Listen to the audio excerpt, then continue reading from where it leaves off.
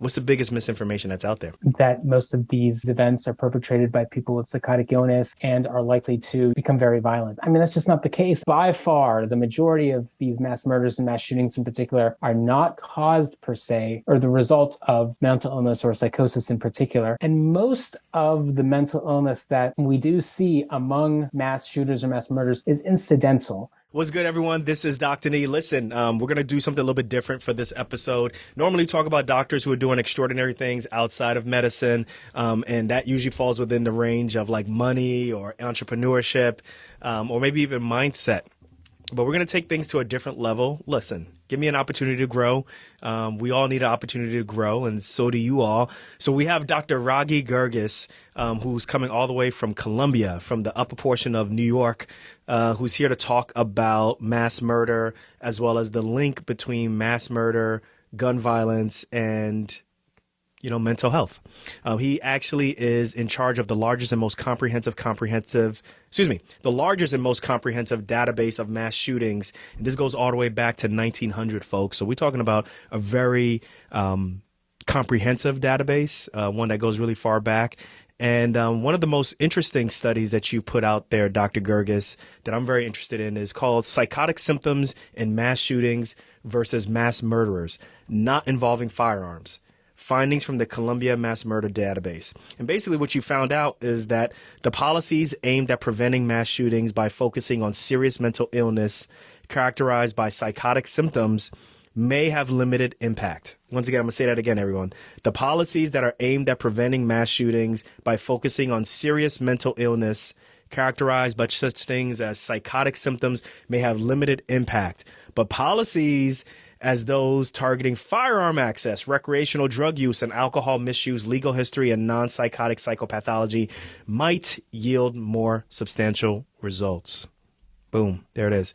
Dr. Ragi Girgis, welcome to Docs Outside the Box, man. How you doing? I'm great. Thank you for having me on. I really appreciate it. Yeah, it's good to have you here. Listen, we're pivoting on Docs Outside the Box, where we're trying to focus not just on money and medicine, but also on what's going on in pop culture. Obviously, as you can see, and as we know in the healthcare profession, it appears that mass shootings are increasing or mass murders are increasing. But do we really have the data to prove that? You have a database that could either say it's true or it's not true. And I wanted to bring you on to kind of clear everything up, break it down so it will forever be broke.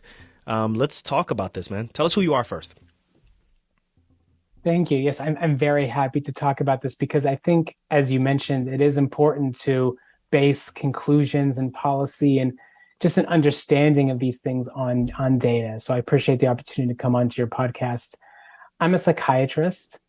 I graduated from the University of Pittsburgh School of Medicine, and then I came in 2005, and then I came here to Columbia University in New York City for my residency, for my research fellowship, and I've been on the faculty since then, primarily conducting research into severe mental illness, primarily on lines of imaging and psychopharmacological research.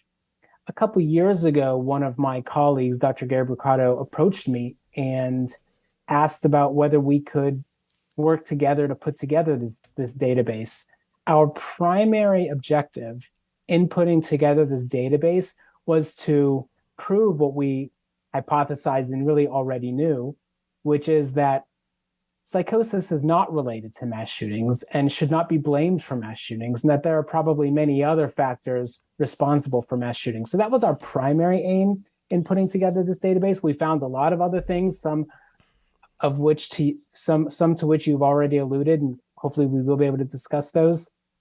But our primary aim, as you mentioned, was to examine the relationship between psychosis and mass shootings. You know, it's really interesting because when I was looking at this and you first contacted me, I was like, man, shouldn't this have been put out by years ago by an ER physician or ER group or a trauma surgery group? Because we deal with this all the time, but I really couldn't find anything that was comprehensive enough as much as yours. So do you ever get people saying what is a psychiatrist or what is the psychiatry division doing, studying this? But it makes sense what you're saying if you're trying to correlate psychosis with mass murder, with gun violence and so forth. Yes, our interest was exactly that. And in specifically examining the relationship between psychotic illness or psychotic symptoms and mass shootings. There are many other approaches to these sorts of questions and to mass shootings and mass murder in general. So, some other slightly smaller databases are out there. They examine mass shootings or collect mass shootings, limited in time or location or those sorts of things. We wanted to have as much data as possible. We wanted to be as comprehensive as possible to definitively answer these questions. And so we went back as far as 1900, as you mentioned. We examined cases of mass shooting and mass murder across the globe. And specifically, we did not limit ourselves to mass shootings. And the reason we did that is because, as you and I imagine many people understand, when trying to examine relationships, it's important to limit in the technical sense, bias or confounds that are naturally going to be a part of any sort of data collection or analyses. To do that, one has to collect other groups and then compare the groups together, because that's the best way to minimize bias and confounds or factors that could basically affect your primary outcomes. And so that's why we included the group of individuals who perpetrated mass murder with means other than firearms. How long did this take to make? Because I'm just thinking about it. Because it didn't click until you mentioned it that this is worldwide. I think people who are just listening, not too intently, they may just think, oh, this is the United States. But this is worldwide. Like, how long does it take to create this database? About 2,000 person hours. Wow. So that's realistically, 2 years? We had, fortunately, a lot of people working on this. I think maybe about 6 to 8 people working over approximately a 7-month period. Okay. All right. Now, does how that there is this, I forget what's the name of the law, but there's like this law that's out there that says that federal funding can't go into, at one point studying mass shootings or at least gun violence and so forth. Was this affected by that at all? Does this even play in that same realm, or is this completely not even related to that? I forgot the name of that law. It came up like weeks ago or months ago when the whole Uvalde shooting came out and so forth. I know what you're talking about. I also forget the name of the law. This study wasn't specifically funded by a governmental institution. However, many of us who worked on it are supported in part by grants from the National Institute of Health, and we acknowledged that support in our papers. I think what you mentioned is a major problem, and that has limited research into these sorts of things, especially gun violence. I think that the government is coming around, and the National Institute of Health in particular is coming around and starting to fund more research into gun violence and those sorts of things. Yeah, I think from that perspective, I think particularly when you look at it as, look, we're not trying to make any type of, we're not looking for the conclusion, so to speak. We just want to do data and do research so that we can make policy that's based off of data, as opposed to just saying, well, we want the end result in mind and we're going to, shift our research to that. So I think that's what scares some people and so forth. But I think that's a really good point. So listen, let's jump right into it, because I think, people want to know. So is there a connection between mental health disorders and mass shootings? So are people with mental health disorders more likely to commit mass shootings or mass murder?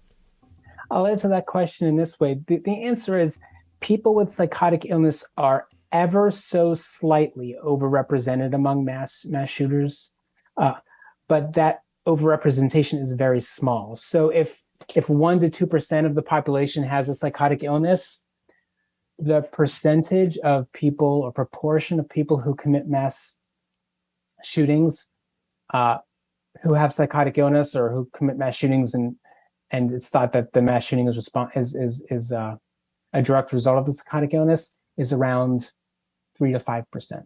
So they're slightly overrepresented among these people, but they're responsible for the very small minority of them. Further, what we identified was that over time, the proportion of mass shooters in particular who have psychotic symptoms has decreased, meaning that policies that have been implemented to decrease gun violence or mass shootings among people with severe mental illness have worked.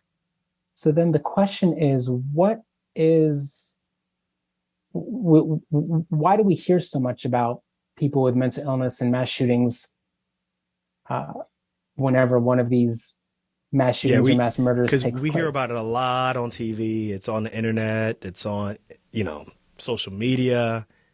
It drives a lot of things. You would think that every mass shooter and mass murderer has a mental illness and is in psychotic. Oh, The and real quick, before you answer that, can you Please, just define for what does mass shooting mean? Like, is there a certain number? What can you set that up for us? sure, that's an important point. This means that three or more people are murdered, or in this case, shot in one event without a cooling off period. It doesn't necessarily have to be in one location, but generally in one event, uh, again, without a cooling off period. So the number is three. And again, that refers to, in this case, fatalities. So not just victims. We're not necessarily including people injured, which obviously is a whole nother thing in and of itself. So we're talking about three fatalities at one point. These have to be what we refer to as personal cause mass murders, which means they're not related to sponsored terrorism, gang violence, wars, state sponsored violence, those sorts of things. For example, 9/11 was obviously horrible, and the anniversary of which we just had does not considered a mass one of the a personal cause mass murder, that type of thing. Whereas the Oklahoma City bombing is considered a mass murder in this case, not a mass shooting, because it wasn't sponsored by anyone. It was a personal cause mass murder. It was Oh, conducted I by see what one you're or two saying. people who, for political reasons, decided to perpetrate the mass murder themselves. Oh, I see. Okay, well, I appreciate you explaining it because that at first I was like, "Where's he going with this?" And then I was like, "Yeah, aren't they the same?" And that makes perfect, clear sense. So those are the definitions that are generally used by the media and most people who do research in this area. So Now, again, wars and the Holocaust, those sorts of things aren't considered personal cause mass murder, even though obviously they're mass murder. so that's got to be pretty frustrating though when you do this amount of work, or frustrating or vindicative, I guess, or vindicating when you see and do this type of work, which 2,000 hours, and you see that there really isn't that big of a clinical correlation or causation between mental health disorders and mass shootings. Um, what's the biggest misinformation then you think that is out there? Because you mentioned media. What's the biggest misinformation that's out there? That most of these events are perpetrated by people with psychotic illness, and these people with delusions and hallucinations are out of control and are very scary and are likely to, become very violent. I mean, that's just not the case. I hope, we were obviously, we obviously expected the result that we saw, and we hope that there will be uptake in the media or by the media and in the community. And we appreciate, therefore, coming on podcasts such as yours so that we can get the word out there and just reinforce that, that by far the majority of these mass murders and mass shootings in particular are not committed or are not caused per se or the result of mental illness or psychosis in particular. And most of the mental illness that we do see among mass shooters or mass murders is incidental. So, as we mentioned in the paper, approximately 20 or 25% of mass murders have a non-psychotic mental illness, and a certain number also have some sort of substance use disorder or substance use issue. In most cases, those are incidental. The prevalence of depression and anxiety disorders and those sorts of things pretty much matches the prevalence. So the prevalence of those conditions in the community pretty much matches the prevalence of those conditions among mass shooters. Okay. So these results really strongly suggest that blaming mass shootings on mental illness is just not right. So there was, when I grew up, I'm a kid of the, early 80s and 90s. I remember watching some of these movies from the 70s, and it would be like a bomb scare, or it'd be a hostage situation, and the newspapers always want to read like a manifesto from like the hostage taker or from the bomb. You know where I'm going with this, right? Or, they'll have their picture up, or they'll have the headlines and so forth. And there's always these things about copycat killers and so forth. I'm really interested because you mentioned this in one of your Q&As where you were talking about, media having playing a role. Now, obviously, they're not out there like putting out manifestos and so forth, but the role that media plays in sensationalizing these murders. Can you talk more about that? And then can you correlate that with video games? Because I initially was like, oh, video games has nothing to do with this, but I'm very interested on your take on all of these things. And, just go ahead, please. Media plays a huge role on both sides of the issue. One, in terms of maybe, as you mentioned, and unfortunately, sensationalizing or pushing those mass shootings or mass murders that do involve some sort of mental illness. I think those might be the type that. But aren't we always been a violent set of people though? Like, people were getting lynched in the 60s or in the 50s, 40s, 30s. I'm just interested in your thought process of like, does it mean that we're getting more violent? I'm just throwing it out there. You take it wherever you want to. Mass shootings have quadrupled in rate. So per population, they have quadrupled in the rate of mass shootings has quadrupled in the last 50 years. Okay. There's no doubt about that. Whether violence in general has quadrupled in the last 50 years is not known to me. I don't know, but I can tell you the rate of mass shootings has quadrupled in the past 50 years. The rate of mass murder committed with other methods has doubled in the last 50 years. And why there's a difference is also, I think, speaks to media and other things. And I think we will get into those. To take a step back even further, and maybe to answer the question that you just asked, is that violence will always be among us, unfortunately, and people will always be violent for a number of reasons.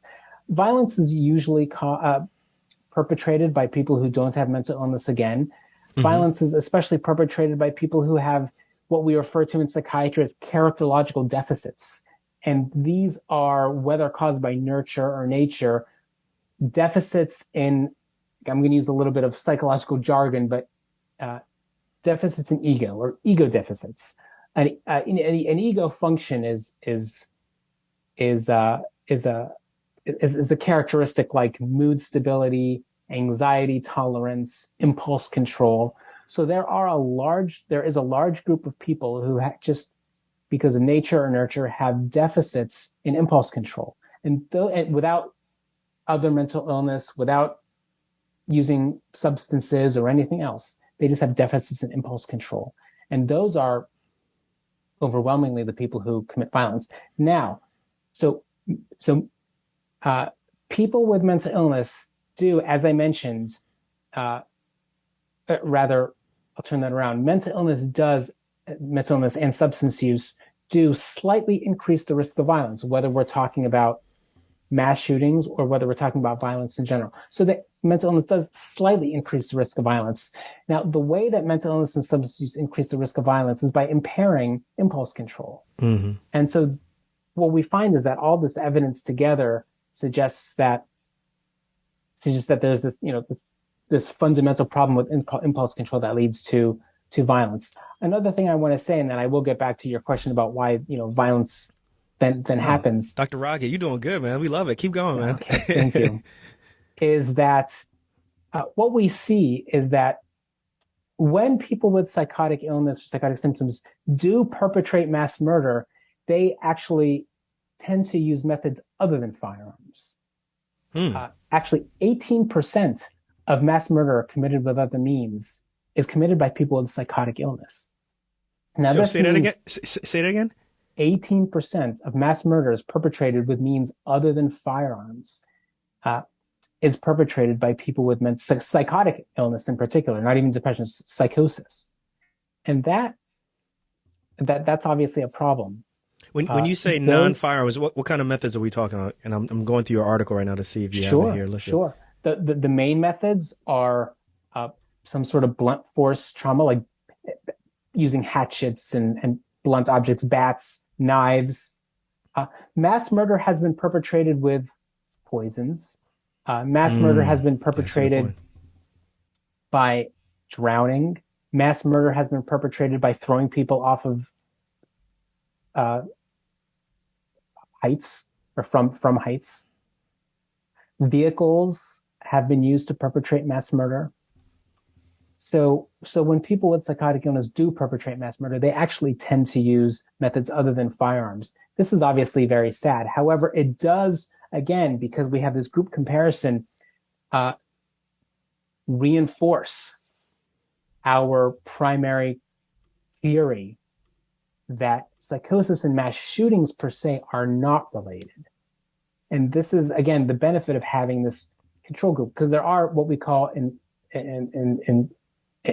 research speak biases and confounds which affect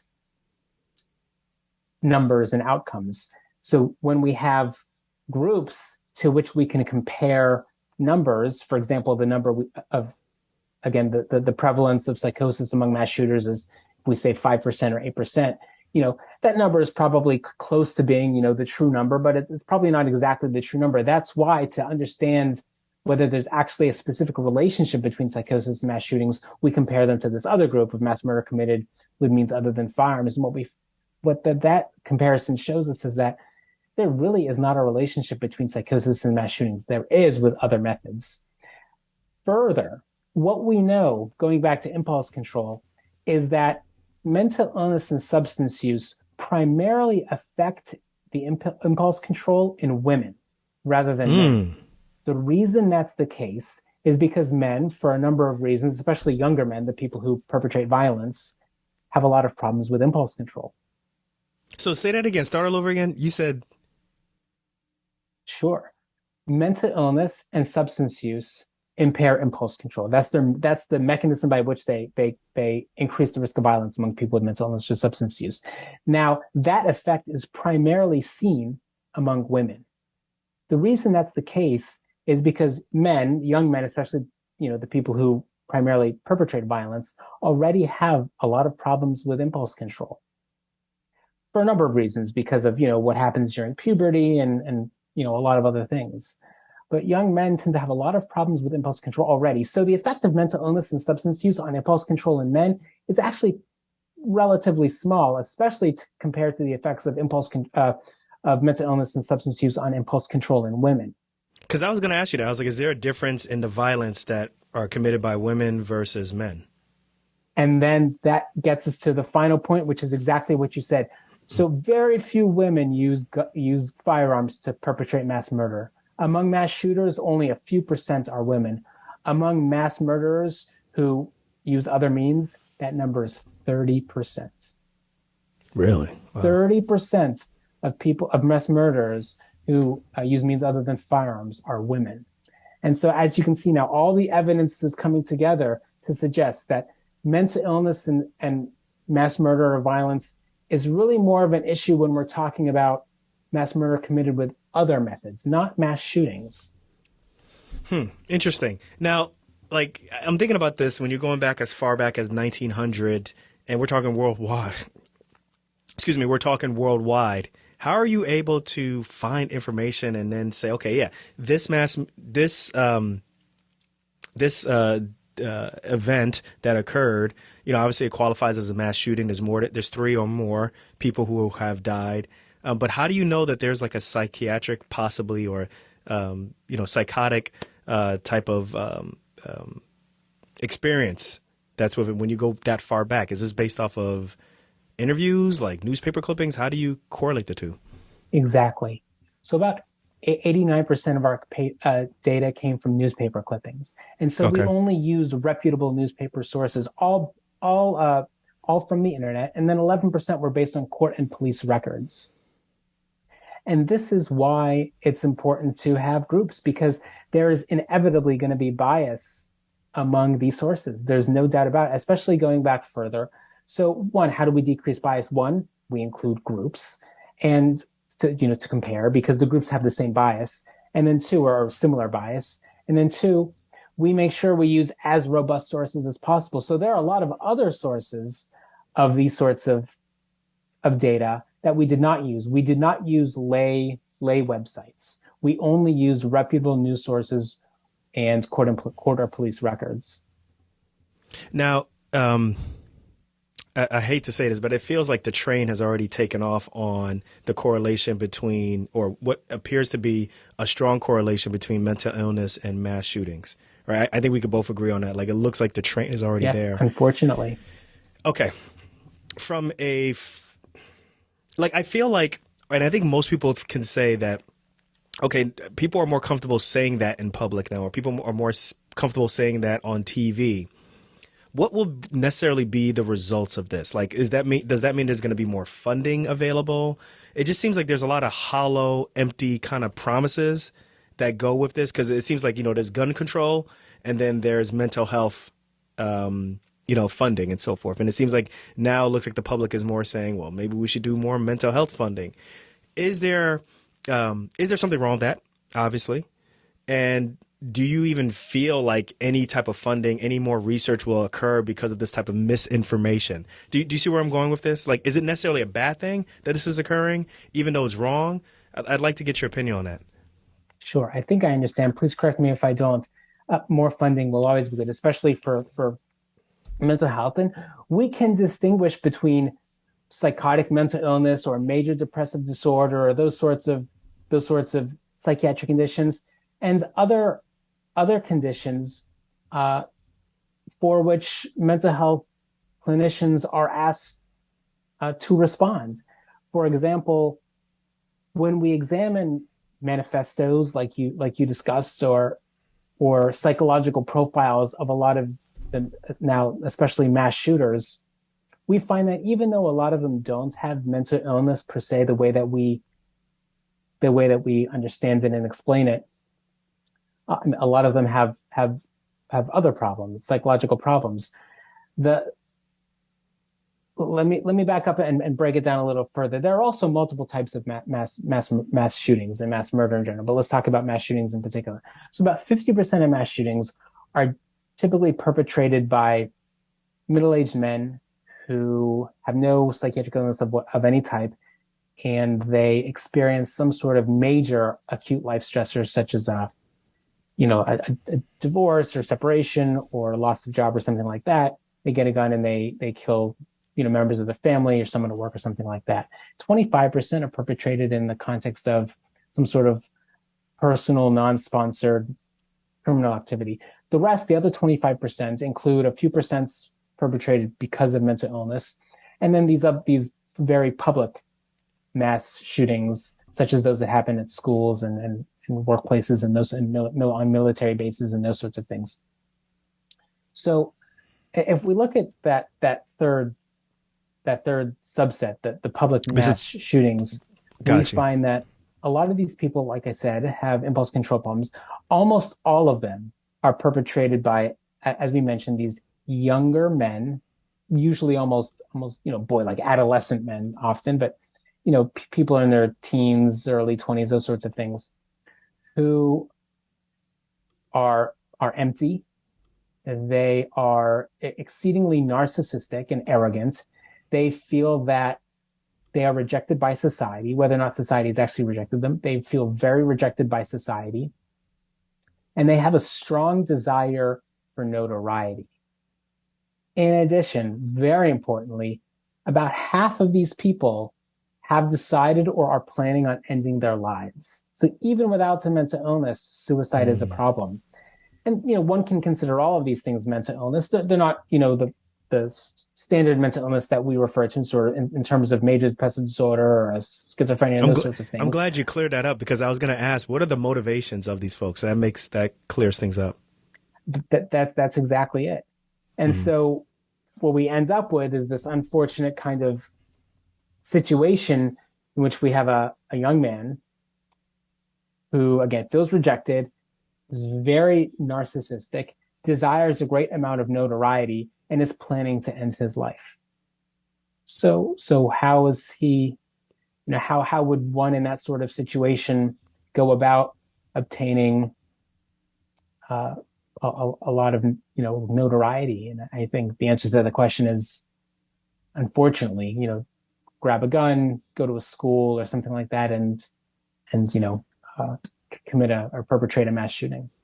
Is there any, like, because I know oftentimes they'll say, well, if this person had a red flag on them in some form or fashion, that they may not have been able to purchase a gun. Is there any type of communication between psychiatry or what's going on with someone's psychiatric history and the police or law enforcement, just based off of what you know so far? That's a very important question. It depends on the state.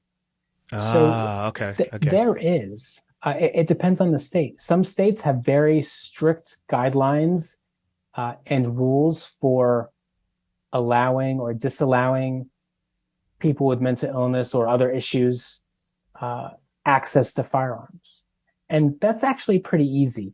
Now, where the bar is for that sort of thing is maybe a little beyond what my research entails, and has already been published on by some of my colleagues like Paul Applebaum and Jeffrey Swanson and those sorts of things. But managing that sort of thing is actually not too difficult. For example, I think every state now, for example, has a prescription drug monitoring program. PDMP. Exactly. So those sorts of things are actually relatively easy to monitor. Many states have something very similar for gun access. For example, many states will not allow people who have been involuntarily hospitalized or so on and so forth access to guns, and people who have criminal history, etc., access and those sorts of things. And those sorts of databases are actually very easy to manage. Again, what the threshold should be for that sort of thing is a little bit beyond my area of expertise, and I know one has to be careful with that sort of thing. But yeah, I think those sorts of things exist. So what's the ultimate goal of this research? Is it mainly to drive policy right now? Like, are you hoping that eventually you can get this in front of some of the policymakers, some of the decision makers, their eyes and so forth? That would be ideal. We're trying to educate people. Sorry, go ahead. How's it been received at your home institution? The psychiatric community in general. The mental health community and outside has been very supportive of this, of course. And, everyone knows this to be true within the community, and everyone feels very, very supportive of these data. It's obviously or not so obviously, it's society at large, and trying to, again, manage the uptake of this sort of information into society at large. And that's very difficult, as you know, just in general in medicine. As you know, it takes years, decades for results and data from scientific studies or medical studies to make their way into the community. Yeah. When I saw your study and I saw that you contacted me, I was like, man, I can imagine, like, because I think there's some association that you had with CBS, correct? Sure. CBS Dallas reached out and asked for me to participate in a special they recently aired on mass shootings. Because I can imagine, like, this being, obviously a very definitive study that lets the public know, basically kind of the antithesis of what they have spent a majority of their time kind of believing. Like, if someone shoots someone in a massive shootings type way, that they automatically have some type of, psychopathology going on, which, yes, this study is showing that that's not the case. And I can imagine that, I would expect this to be all over CNN, Fox, wherever it may be, so that you can have like these type of, discussions or even debates about this, or maybe even, at a Capitol hearing, obviously. So I'm definitely hoping that as you're making your rounds on each podcast and you're getting out there more, that this information is working its way up, because this is some really important information. And I agree with the psychiatry community for applauding you on your efforts, and the whole team on your efforts. So excellent work. Thank you. I'll say in terms of, why it is so difficult to, or why it's so difficult for society and the, maybe the community at large to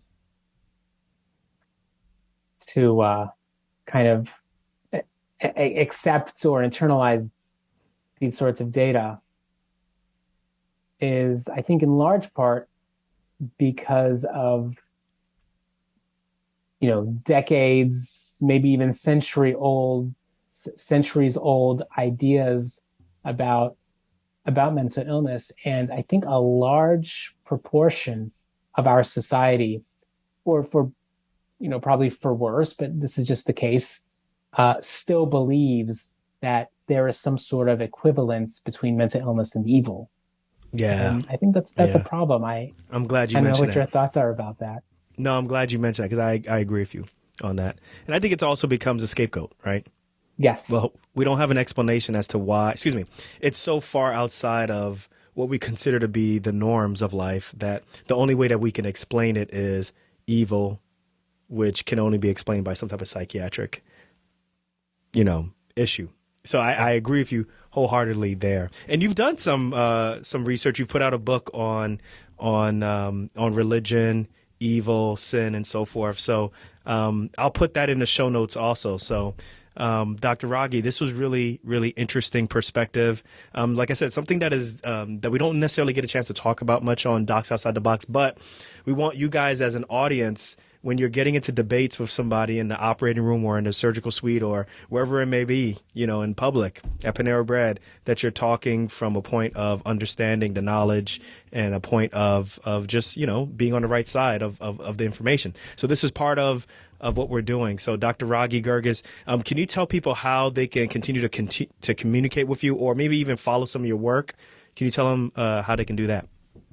Sure. Thank you. I'm not on social media for a number of reasons, but I do have my faculty webpage on the Columbia University site. My name is relatively unique, so one could just type in Ragi or Girgis and Columbia and find my faculty website without any problems. My email address should be on that website, and I welcome discussions about these sorts of important issues. There it is. Dr. Girgis, once again, thank you for your time. Thank you for coming on Docs Outside the Box. Thank you so much for shedding light on this very important issue that's going on in our society. Thank you, Dr. Darko. I appreciate it.